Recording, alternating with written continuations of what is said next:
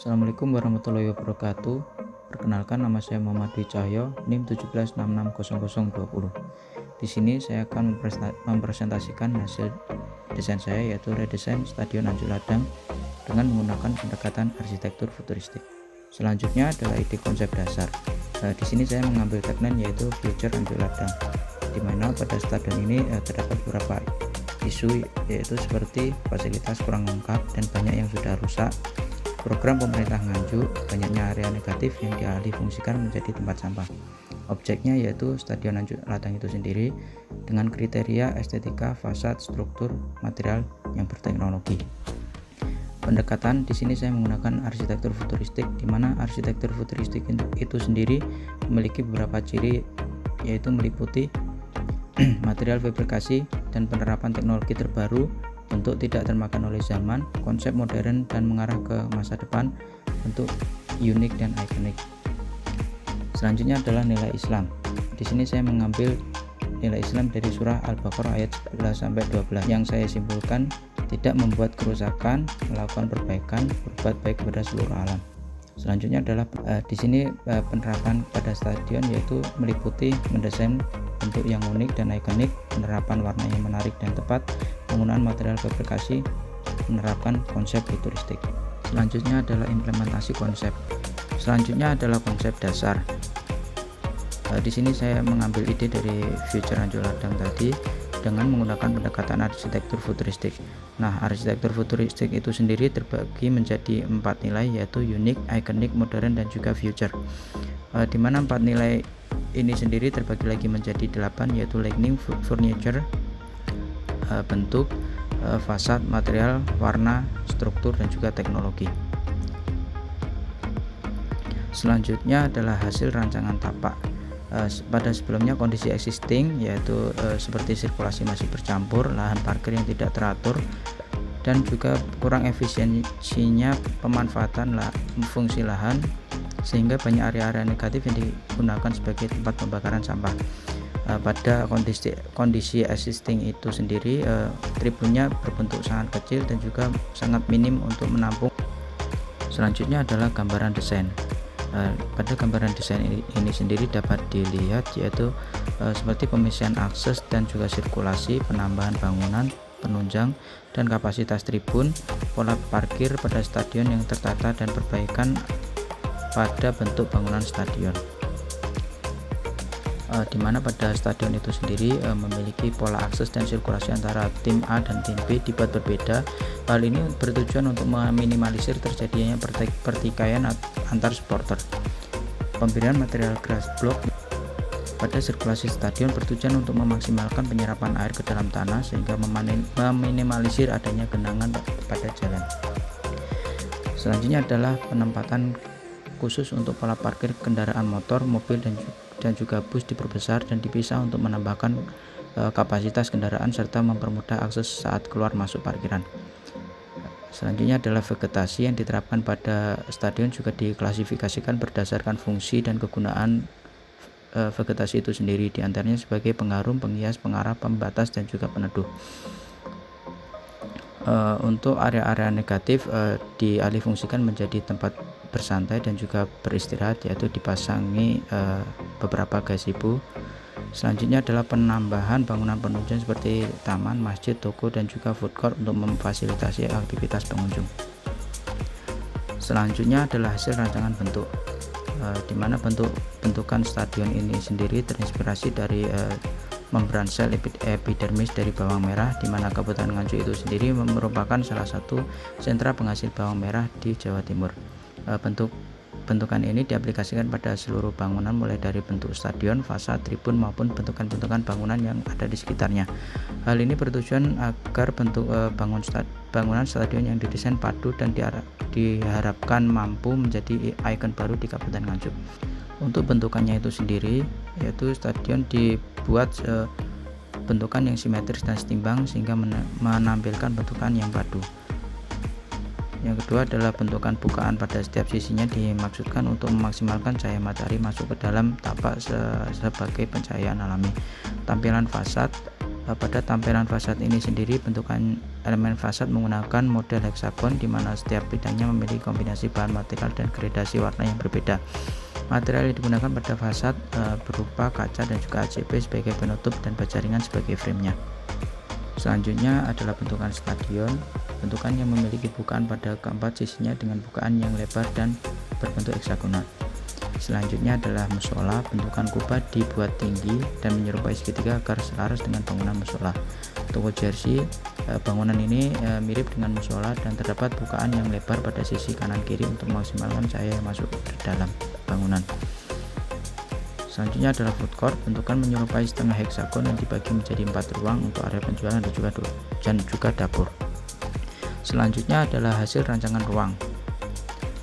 Pola ruang dalam tapak stadion didesain simetris, luas dan berbentuk persegi untuk memaksimalkan fungsi lahan yang ada.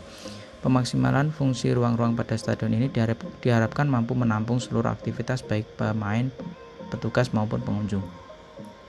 Untuk keterangan ruang, di sini terdapat beberapa ruang seperti ruang meeting room, cafe, gym, tribun, musola, food court dan juga press conference. Pola vegetasi yang diterapkan pada stadion juga diklasifikasikan berdasarkan fungsi dan kegunaan vegetasi itu sendiri, di antaranya sebagai pengharum, penghias, pengarah, pembatas dan juga peneduh. Untuk keterangan vegetasinya, yaitu yang pertama peneduh. Penggunaan vegetasi peneduh pada site yaitu menerapkan pohon tanjung. Pohon ini memiliki bentuk fisik yang besar dan rindang yang dapat menaungi bangunan maupun sesuatu yang ada di bawahnya. Selain itu, pohon tanjung juga berfungsi sebagai penghasil oksigen dan juga bermanfaat untuk menjernihkan udara di sekitar. Penggunaan vegetasi penghias pada set yaitu menerapkan bunga tasbih merah, bunga lili dan juga bunga Sri Rezeki. Selain bunga ini tahan terhadap cuaca yang panas, tanaman ini juga mampu menyerap polutan bebas di udara, penghasil oksigen yang dapat menstabilkan kelembapan. Selanjutnya adalah tanaman pengharum, di mana penggunaan vegetasi pengharum pada set menerapkan bunga Angelonia dan bunga pentas. Selain bunga ini tahan terhadap cuaca panas, tanaman ini juga memiliki bau yang sedap, harum, dan dapat menetralisir bau yang tidak sedap dan menghilangkan partikel beracun. Selanjutnya adalah pengarah. Penggunaan vegetasi pengarah pada site yaitu menerapkan pohon palem. Pohon palem ini didesain berderet sejajar pada area parkir kendaraan. Selain untuk pengarah sirkulasi, pohon ini juga dapat dijadikan sebagai peneduh kendaraan yang ada di bawahnya. Selanjutnya adalah pembatas. Penggunaan vegetasi pembatas pada site yaitu menerapkan tanaman teh-tehan. Tanaman ini dapat dijadikan sebagai pagar pembatas alami pada area taman. Selain itu, tumbuhan ini juga memiliki bentuk fisik yang rimbun sehingga mudah dibentuk. Selanjutnya adalah hasil rancangan struktur. Pola struktur. Struktur penopang bangunan dipilih dan diterapkan dengan mengutamakan estetika dan kekuatan strukturnya. Penggunaan struktur space frame, atap ringan, kolom dan balok yang besar, serta penggunaan pondasi tiang panjang serta dihiasi dengan fasad yang unik diharapkan mampu menciptakan stadion yang futuristik. Untuk keterangan strukturnya yaitu di mana untuk rangka atapnya menggunakan space frame. Struktur rangka yang ada pada stadion menggunakan space frame, di mana space frame ini memiliki keunggulan bentang yang lebar tanpa kolom. Struktur yang diekspos pada bagian atap stadion juga dapat menciptakan kesan kokoh dan kuat pada bangunan. Selanjutnya adalah pada atapnya yaitu menggunakan atap membran. Material atap pada stadion menggunakan material polister yang dilapisi dengan PVC atau fiberglass yang diberikan lapisan polyterafluorovinyl. Fungsi dari lapisan material sintesis ini adalah untuk kekuatan, keawetan dan serta daya tahan terhadap lingkungan. Untuk struktur tengahnya yaitu menggunakan beton bertulang. Struktur tengah bangunan menggunakan beton bertulang dan terdapat cantilever yang berfungsi menahan beban balkon pada tribun stadion.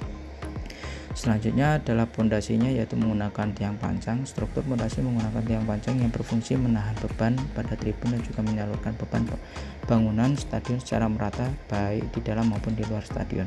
Selanjutnya adalah fasad. Fasad pada stadion ini menggunakan rangka baja ringan yang dilapisi dengan material ACP. Fasad ini memiliki kombinasi warna antara putih dan abu-abu, dan untuk material penutupnya menggunakan kombinasi antara material ACP dan kaca yang disusun membentuk heksagon. Selanjutnya adalah hasil rancangan utilitas. Pola utilitas yang diterapkan memiliki peran penting dalam memberikan pelayanan dan juga kenyamanan baik pemain, petugas maupun pengunjung, sangatlah penting. Pola sirkulasi aliran air bersih maupun kotor haruslah dipertimbangkan demi menciptakan kenyamanan pengguna. Untuk keterangan utilitas itu sendiri yaitu biru yaitu sumur, untuk oranye septic tank, untuk biru tua yaitu dan lain-lain. Untuk air bersih dari sumur dalam disimpan ke tandon terlebih dahulu, dimaksudkan untuk debit air maksimal yang dimanfaatkan sebagai penampung dan juga cadangan air. Untuk aliran air kotor dialirkan melalui bak kontrol yang dialirkan ke IPAL untuk melalui proses filtrasi, dan setelahnya akan dialirkan ke sumur resapan. Pada stadion terdapat 4 titik septic tank dan 2 IPAL untuk membantu proses pengolahan air kotor. Selanjutnya adalah air hujan pada tapak akan ditampung yang kemudian dimanfaatkan untuk perairan vegetasi di sekitar tapak. Hal ini bertujuan untuk menghemat energi, sekaligus air hujan akan terserap ke tanah dengan baik yang kemudian dapat menjadi sumber air bersih di tapak. Hidran. Untuk mengantisipasi kebakaran, disediakannya hidran di 4 titik luar stadion untuk mengantisipasi terjadinya kebakaran. Selanjutnya adalah elektrikal. Tapak memiliki potensi untuk dapat menghasilkan energi alternatif dari panel solar dipasang pada atap stadion. Selain itu terdapat genset dan juga PLN sebagai sumber listrik utama pada stadion. Selanjutnya adalah sampah. Terdapat 2 titik utilitas untuk pengolahan sampah. Dikarenakan stadion memiliki area yang luas dan massa yang banyak, maka disediakanlah 2 titik pada site. Berikut merupakan penjelasan singkat perspektif eksterior dan juga interior. Untuk detailnya saya akan menjelaskan di animasi. Berikut merupakan perspektif eksterior. Mata burung 1, mata burung 2, mata burung 3, mata burung 4, dan juga mata burung 5. Selanjutnya adalah perspektif eksterior dari tampak depan. Berikutnya adalah area toko jersey, area musola, area gazebo, area parkir bus, area parkir mobil, area parkir motor, area taman, area pos satpam, area food court. Dan berikut merupakan perspektif interior yang dimulai dari lapangan stadion, tribun stadion, toko jersey, musola, ruang pengelola, ruang press conference, ruang gym, lobby gym, ruang ganti pemain, ruang meeting, dan juga ruang dapur. Berikut merupakan animasi Stadion Anjuk Ladang.